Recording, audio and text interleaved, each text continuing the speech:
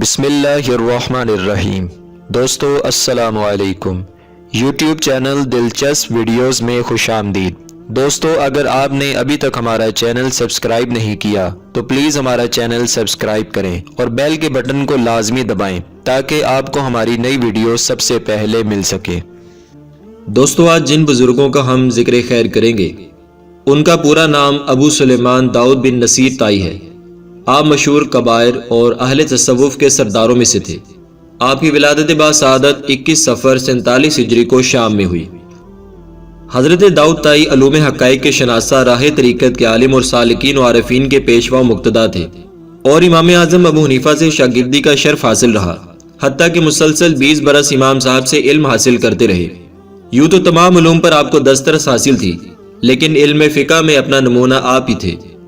آپ حضرت فضیل اور حضرت ابراہیم بن ادم جیسی برگزیدہ شخصیتوں سے شرف نیاز حاصل کرتے رہے۔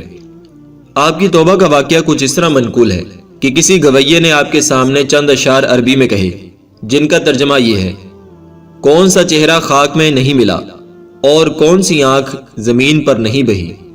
یہ شعر سن کر عالم بے خودی میں حضرت امام اعظم ابو حنیفہ کی خدمت میں پہنچ گئے اور اپنا پورا واقعہ بیان کر کے کہا کہ میری طبیعت دنیا سے اچاٹ ہو چکی ہے اور ایک نامعلوم سی شے قلب کو مستر کیے ہوئے ہے۔ یہ سن کے امام صاحب نے فرمایا کہ گوشہ نشینی اختیار کر لو۔ چنانچہ اسی وقت سے آپ گوشہ نشین ہو گئے۔ پھر کچھ عرصہ بعد امام صاحب نے یہ فرمایا، اب یہ بہتر ہے کہ لوگوں سے رابطہ کر کے ان کی باتوں پر صبر و ضبط سے کام لو۔ چنانچہ ایک برس تک تعمیل حکم میں بزرگوں کی صحبت میں رہ کر ان کے اقوال سے بہرہ مند ہوتے رہے، لیکن خود ہمیشہ خاموش رہتے تھے۔ اس کے بعد حضرت حبیب رائی سے بیعت ہو کر فیوز باطنی سے سراب ہوتے رہے اور ذکر الہی میں مشغول رہ کر عظیم مراتب سے ہمکنار ہوئے۔ حضرت داؤد تائی کو وراثت میں 20 دینار ملے تھے اور 20 سال تک اپنے اخراجات کی تعمیل کرتے رہے، اور جب بعض لوگوں نے کہا کہ دینار جمع کر کے رکھنا اعصار کے منافی ہے، یہی دینار زندگی بھر کے لیے باعث تمانت ہے، لیکن قناعت کا یہ عالم تھا کہ روٹی پانی میں بھگو کر کھاتے، اور فرمایا کرتے تھے کہ جتنا وقت لقمہ بنانے میں صرف ہوتا ہے اتنی دیر میں 50 آیتیں قرآن پاک کی پڑھ لیتا ہوں۔ ایک مرتبہ ابو بکر عیاش صاحب کے یہاں پہنچے تو دیکھا کہ روٹی کا ایک ٹکڑا ہاتھ میں لیے ہوئے رو رہے ہیں، اور جب حضرت عیاش نے وجہ پوچھی تو فرمایا کہ دل تو یہ چاہتا ہے کہ اس کو کھا لوں، لیکن یہ پتہ نہیں کہ یہ رزق حلال بھی ہے یا نہیں۔ ایک شخص نے آپ کے یہاں پانی کا گھڑا دھوپ میں رکھا ہوا دیکھا اور عرض کی کہ اس کو سایہ میں کیوں نہیں رکھا؟ فرمایا کہ جس وقت میں نے یہاں رکھا تھا اس وقت سایہ تھا، لیکن اب دھوپ سے اٹھاتے ہوئے ندامت ہوتی ہے کہ محض اپنی راحت کے لیے وقت ضائع کرتے ہوئے ذکر الہی سے غافل رہوں۔ آپ علیہ رحمہ کا مکان بہت وسیع تھا، لیکن جب اس کا ایک حصہ منہدم ہو گیا یعنی گر گیا تو آپ دوسرے حصے میں منتقل ہو گئے، اور جب وہ بھی منہدم ہو گیا تو دروازے میں منتقل ہو گئے، لیکن اس کی چھت بھی بہت بوسیدہ تھی، اور جب لوگوں نے چھت ٹھیک کرانے کے لیے کہا تو فرمایا کہ میں اللہ تعالیٰ سے یہ عہد کر چکا ہوں کہ دنیا میں تعمیر کا کام نہیں کروں گا، اور آپ کے انتقال کے بعد وہ چھت بھی منہدم ہو گئی۔ ایک مرتبہ جب لوگوں نے یہ سوال کیا کہ آپ لوگوں سے کنارہ کش کیوں ہو جاتے ہیں، فرمایا کہ اگر کم عمر کے لوگوں میں بیٹھوں تو وہ ادب نہ ہونے کی وجہ سے دینی علوم نہیں سکھائیں گے، اور اگر بڑی عمر کے لوگوں میں بیٹھوں تو وہ مجھے میرے عیوب سے آگاہ نہیں کریں گے، تو پھر میرے لیے ان لوگوں کی صحبت سود مند ثابت کیسے ہو سکتی ہے؟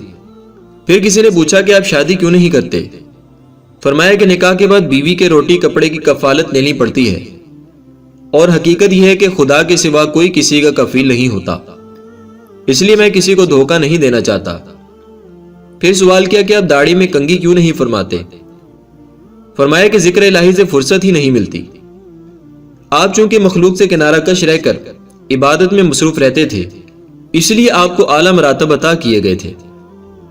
ایک مرتبہ رات کو چاندنی سے لطف اندوز ہونے کے لیے چھت پر پہنچ گئے، لیکن مناظر قدرت کی حیرت انگیزیوں سے متاثر ہو کر عالم بے خودی میں ہمسائے کی چھت پر گر پڑے، اور ہمسایہ یہ سمجھا کہ چھت پر چور آ گیا ہے۔ چنانچہ وہ ننگی تلوار لے کر چھت پر پہنچ گیا، لیکن جب آپ کو دیکھا تو پوچھا کہ آپ یہاں کیسے پہنچ گئے؟ فرمایا کہ عالم بے خودی میں نہ جانے کس نے مجھے یہاں پر پھینک دیا۔ منقول ہے کہ آپ پابندی کے ساتھ روزے رکھتے تھے، اور ایک مرتبہ گرمی کے موسم میں دھوپ میں بیٹھے ہوئے تھے اور مشغول عبادت تھے کہ آپ کی والدہ نے فرمایا کہ بیٹا یہاں سائے میں آ جاؤ، لیکن آپ نے کہا کہ مجھے اس چیز کی ندامت ہوتی ہے کہ خواہش نفس کے لیے کوئی اقدام کروں۔ پھر فرمایا کہ جب بغداد میں لوگوں نے مجھ کو پریشان کرنا شروع کیا تو میں نے یہ دعا کی کہ اے اللہ میری چادر لے لے تاکہ باجماعت نماز سے نجات حاصل ہو جائے اور مخلوق سے کوئی واسطہ نہ رہے۔ چنانچہ اللہ تعالیٰ نے میری چادر لے لی اور اس وقت سے ذکر الہی اور گوشہ نشینی کے سوا مجھ کو کچھ بھی اچھا نہیں لگتا۔ جب حضرت ابو ربی نے آپ سے وصیت و نصیحت کی درخواست کی تو فرمایا کہ دنیا سے روزہ رکھو اور آخرت سے اختیار کرو۔ پھر کسی اور نے نصیحت کی درخواست کی تو فرمایا کہ بدگوئی سے اعتراض کرو، مخلوق سے کنارہ کش رہو، دین کو دینار پر ترجیح دو اور اگر ممکن ہو تو مخلوق کا خیال ہی دل سے نکال دو۔ پھر کسی اور نے نصیحت کے لیے عرض کیا تو فرمایا کہ قبرستان میں مردے تمہارے انتظار میں ہیں، یعنی تمہیں بھی مرنا ہے، اس لیے وہاں کا سامان کر لو۔ پھر فرمایا کہ ترک دنیا سے بندہ خدا تک رسائی حاصل کر لیتا ہے۔ حضرت فضیل نے 2 مرتبہ آپ سے شرف نیاز حاصل کیا اور فخریہ فرمایا کرتے کہ پہلی ملاقات میں تو میں نے آپ کو شکستہ چھت کے نیچے بیٹھے ہوئے دیکھ کر عرض کیا کہ اس جگہ سے ہٹ جائیے کہ کہیں ایسا نہ ہو کہ چھت گر پڑے، لیکن آپ نے فرمایا کہ میں نے آج تک چھت پر نظر ہی نہیں ڈالی۔ اور دوسری ملاقات میں یہ نصیحت فرمائی کہ لوگوں سے تعلق ختم کر لو۔ حضرت معروف کرخی سے روایت کرتے ہیں کہ میں نے آپ سے زیادہ کوئی دنیا سے متنافر نہیں پایا، اور نہ صرف فقراء کا احترام کرتے بلکہ ان سے عقیدت و محبت بھی رکھتے تھے۔ حضرت جنید بغدادی سے روایت ہے کہ ایک مرتبہ آپ نے حجامت بنوانے کے بعد حجام کو 1 دینار دے دیا تو لوگوں نے کہا کہ یہ تو اسراف ہے۔ آپ نے فرمایا کہ دین کے لیے مروت ضروری ہے۔ جب امام ابو یوسف اور امام محمد میں کوئی اختلاف رونما ہو جاتا تو وہ دونوں آپ کے فیصلے کو قبول کر لیتے، لیکن آپ امام ابو یوسف سے زیادہ امام محمد کا احترام کرتے۔ ایک مرتبہ جب ہارون الرشید امام ابو یوسف کے ہمراہ آپ کے پاس بغرض ملاقات حاضر ہوا تو آپ نے ملاقات سے انکار کرتے ہوئے فرمایا کہ میں دنیا دار ظالموں سے نہیں ملتا، لیکن جب ہارون الرشید کی والدہ نے بے حد اصرار کیا تو آپ نے اجازت دے دی، اور جب ہارون الرشید رخصت ہونے لگا تو ایک اشرفی پیش کرنی چاہیے، مگر آپ نے واپس کرتے ہوئے فرمایا کہ میں نے اپنا مکان جائز دولت کے عوض فروخت کیا ہے، اس لیے میرے پاس اخراجات کے لیے رقم موجود ہے، اور میں یہ بھی دعا کرتا ہوں کہ جب یہ رقم ختم ہو جائے تو اللہ تعالیٰ مجھے دنیا سے اٹھا لے۔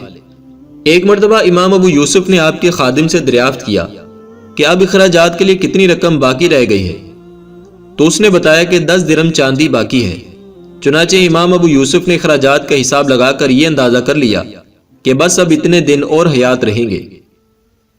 کسی بزرگ نے آپ کو دھوپ میں قرآن خوانی کرتے ہوئے دیکھا اور کہا کہ سائے میں کیوں نہیں آتے؟ فرمایا کہ مجھے اتباع نفس ناپسند ہے، کہ مجھے نفس کی اتباع کرنے میں شرم آتی ہے، اور اسی رات آپ کا وصال ہو گیا۔ آپ نے یہ وصیت فرمائی تھی کہ مجھے دیوار کے نیچے دفن کرنا، چنانچہ آپ کی وصیت پوری کر دی گئی۔ اس سلسلے میں حضرت فرید الدین عطار فرماتے ہیں کہ آج تک آپ کی قبر محفوظ ہے۔ کسی نے آپ کو خواب کے اندر ہوا میں پرواز کرتے ہوئے یہ کہتے ہوئے سنا کہ آج مجھے قید سے چھٹکارا مل گیا، اور بیدار ہو کر جب اس شخص نے خواب کی تعبیر دریافت کرنے کے لیے آپ کے یہاں پہنچا تو آپ کی وفات کی خبر سن کر کہنے لگا کہ خواب کی تعبیر مل گئی۔ اور روایت میں ہے کہ انتقال کے وقت آسمان سے ندا آئی کہ داؤد تائی اپنی مراد کو پہنچ گیا اور اللہ تعالیٰ بھی ان سے خوش ہے۔ حضرت داؤد تائی علیہ رحمہ کا وصال 19 ذی القعدہ 162 ہجری میں ہوا۔ ایک دوسری روایت کے مطابق آپ 8 ربیع الاول کو 165 ہجری میں اس دار فانی سے رخصت ہوئے۔ آپ کا مزار اقدس بغداد شریف میں ہے۔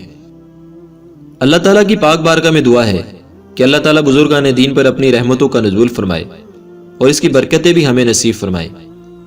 دوستو، ویڈیو پسند آئے تو اسے لائک اور شیئر کریں اور ہمارے چینل کو سبسکرائب کرنا نہ بھولیے گا۔ شکریہ۔